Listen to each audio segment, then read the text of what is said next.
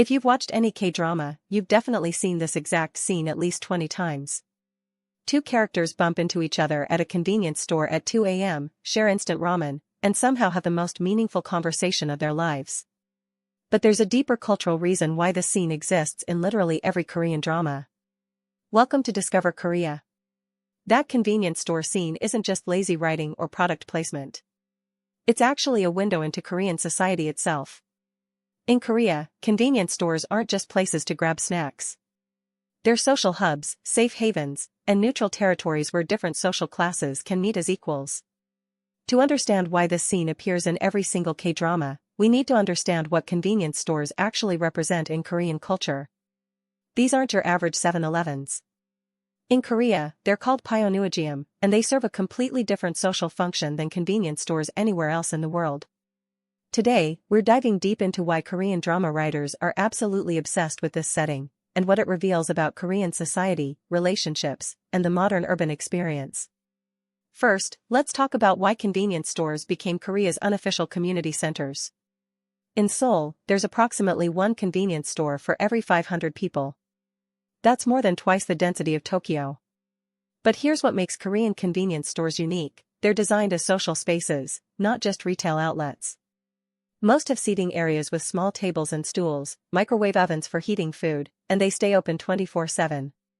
This creates something that doesn't exist in most other countries: a completely accessible, affordable social space that's always available.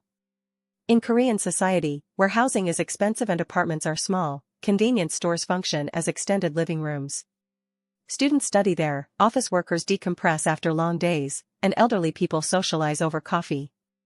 The average Korean visits a convenience store 4 times per week, compared to once per week in America. But it's not just about shopping. It's about having a place to exist. Korean convenience stores sell everything from full meals to socks to phone chargers, but more importantly, they sell social connection. The staff, usually part-time students, often develop relationships with regular customers. There's an unspoken etiquette: you can sit for hours if you buy something, no one judges you for eating alone, and conversations with strangers are more acceptable here than almost anywhere else in Korean society. This is crucial in a culture where formal social hierarchies can make casual interaction difficult. This brings us to why K-drama writers love convenience stores so much. They're the only place in Korean society where social hierarchies temporarily disappear. Korean culture operates on strict social levels based on age, job position, education, and family background. These hierarchies, called nunchi, influence every interaction. But convenience stores are neutral territory. A CEO and a college student can sit at neighboring tables eating the same $5 meal without awkwardness. This is revolutionary in Korean context. K-drama writers use convenience store scenes to create moments where characters can interact as equals, even if they couldn't in any other setting. Think about Goblin, where an immortal deity and a high school student share ramen as equals. Or What's Wrong with Secretary Kim, where a narcissistic vice president and his secretary can have honest conversations over convenience store wine. These scenes work because Korean audiences understand that convenience stores are spaces where pretense drops away. There's something democratizing about sitting on a plastic stool, eating food heated in a shared microwave. The convenience store becomes a place where authentic connections can form, which is exactly what K-drama storylines need. It's also worth noting that many life-changing conversations in K-dramas happen specifically over convenience store food: ramen, triangle kimbap, or banana milk. This isn't coincidence. Sharing simple, unpretentious food creates intimacy in Korean culture. It signals that both people are comfortable being real with each other.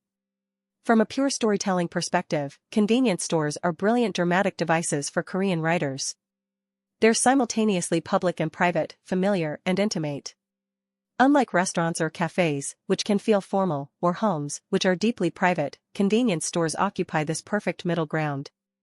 They're accessible to all economic classes, open at all hours, and socially acceptable for any demographic. This makes them incredibly versatile for plot development. Need your characters to meet accidentally? Convenience store. Need them to have a heart-to-heart at 3 a.m.? Convenience store. Need to show economic struggle or success? Their convenience store food choices tell the whole story. A character eating expensive imported snacks versus basic ramen immediately communicates their financial situation without exposition. Korean writers also use convenience stores to show character development. Early in relationships, K-drama characters might awkwardly share a table. By the end, they're comfortable enough to steal bites at each other's food. The progression of convenience store interactions mirrors the progression of the relationship itself. There's also practical production value. Convenience stores are cheap to film in, always available, and instantly recognizable to audiences. But more importantly, they're authentic to Korean experience. Every Korean viewer has had meaningful moments in convenience stores, so these scenes resonate emotionally. The convenience store scene has become such a reliable K-drama trope that audiences now expect it. It's become shorthand for authentic Korean modern life. But here's the fascinating part: convenience store culture in Korea actually developed because of loneliness, not despite it. Korea has one of the highest rates of single-person households in the world. Over 30% of Korean households are single-person, and this number is rapidly increasing. Traditional Korean society was built around family units and community connections, but modern urban life has atomized these relationships.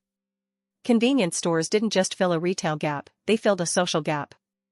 They became the new community centers for a generation of Koreans living alone in a highly urbanized society. K-drama convenience store scenes resonate so deeply because they represent something Koreans actually crave: spontaneous human connection in an increasingly isolated world. These scenes aren't just romantic fantasy, they're social fantasy.